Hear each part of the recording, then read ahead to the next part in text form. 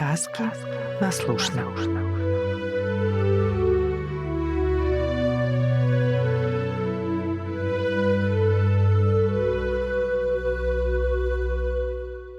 Забавы чараўніка. Аўтар Наталя Бучынская. Жыў у лесе чараўнік, зазнайка, ганарлівец ды насмешнік. Лясныя жыхары не супраць жартаў, але ад іх толькі чараўніку весела. Астатнім жа адна згрызота. Наладзяць зайцы свята, прыйдуць да яго.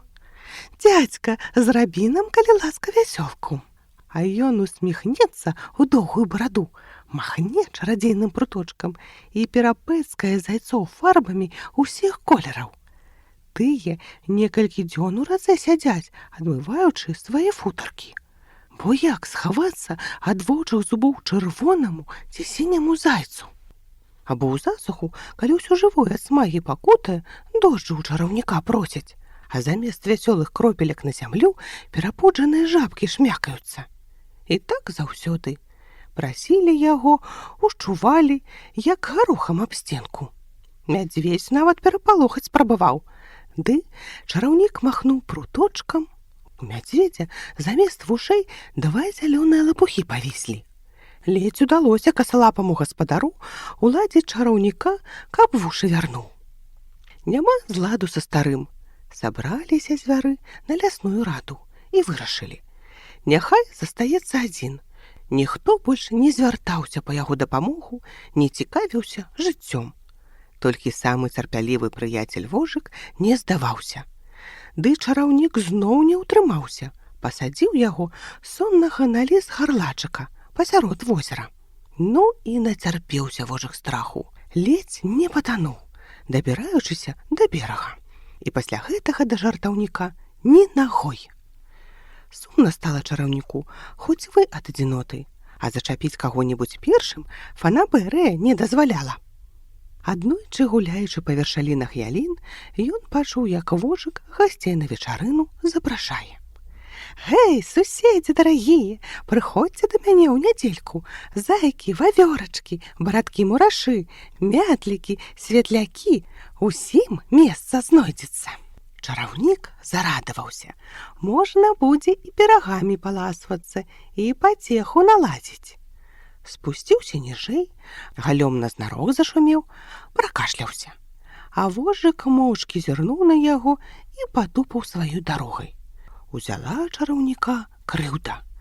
Гэта ж трэба, казявак нейкіх паклікалі на свята, а яго, магутнага чараўніка, не. Ну ён ім і пакажа. Моц ды сілу чарадзейскую уявіць. Думаў чараўнік, як адпомсціць за знявагу, і надумаў. Позна ўвечары, калі лес заснуў, абуў чараўнік мяккія пантофлі і нячутна пайшоў па лесе. Убачыць павуцінне між галінак, здыме, ды ў глыбокую кішэню хавае. Шмат назбіраў, а вярнуўшыся дамоў, пашыў з павуціння вялізную торбу. У прызначаны дзень выправіўся ён з торбай на балота. Там вечарамі слаўся такі густы туман, хоць нажом рэж. Напхаў чараўнік туману пад самыя завязкі і ў свой лес падаўся. Ідзе і ледзь стрымліваецца, каб не зарагатаць на ўсё наваколле. А дарога не блізкая. Стаміўся, ледзь ногі валачэ. Ды вось і пагорачак знаёмы, адсюль да вожыкавай хаткі рукой падаць. Заспяшаўся чараўнік, не заледзеў кораня старой сасны, што на сцяжынку выпер. Зачапіўся, ды паляцеў кулем з пагорачка. І шышак набіў, і чарадзейны пруточак згубіў, і мех падраў. З усіх дзірак хлынуў густы, халодны туман. Наваколле, як растала за белай завесай. Крутануўся чараўнік у адзін бок, у другі стаіць туман сцяной. Зямлю вакол абмацаў, няма пруточка. Паспрабаваў закляццем туман разагнаць. Прэч, туман, прэч, у балота гнілое, у купіны сырыя, пад пні трухлявыя, прэч. Дзе там, без пруточка чарадзейнага, якая варажба? а туман клубіцца вакол, вочы засцілае, нос забівае. Страшна стала чараўніку, ніколі яшчэ не заставаўся без сілы чарадзейскай. Кідаўся, шукаў дарогі, дарэмна. Сеў разгублены і стомлены на зямлю і захліпаў, загаласіў. «Дапамажыце, гэй, хто-небудзь, ау!» А ў вожыка вечарына ў самым разгары. Светлячкі, як маленькія ліхтарыкі, зіхацяць. Музыкі-конікі граюць, госці скачуць, полечку трасуху. Сам гаспадар вожык са сваёй жвавай вавёрачкай прытупвае. Моладзі дыхту задае. Весела ўсім, радасна. Ды тут заяц вушы натапырыў. «Чакайце, здаецца, клікаў хтосьці». Музыка сціхла, прыслухаліся. Праўда, відаць, нехта ў бяду трапіў. Сабраліся ўсёй грамадой ды пайшлі на голас. Светлячкі спераду дарогу асвятляюць. Прыйшлі да нізінкі, аж там за туманам нічога не відаць. «Гэй!» — гукнуў вожык. «Ёсць тут хто?» Сорамна чараўніку адзывацца, але што зробіш? «Братка вожык, я гэта, чараўнік, дапамажыце!» Насцярожыліся лясныя жыхары. Пэўна, зноў збіраецца свінню падлажыць. Прыйшлося чараўніку прызнацца, што збіраўся свята сапсаваць, дзеля гэтага і туману прыцягнуў, а справіцца з ім не можа. Пруточак згубіў. «Вось як!» — кажа вожык.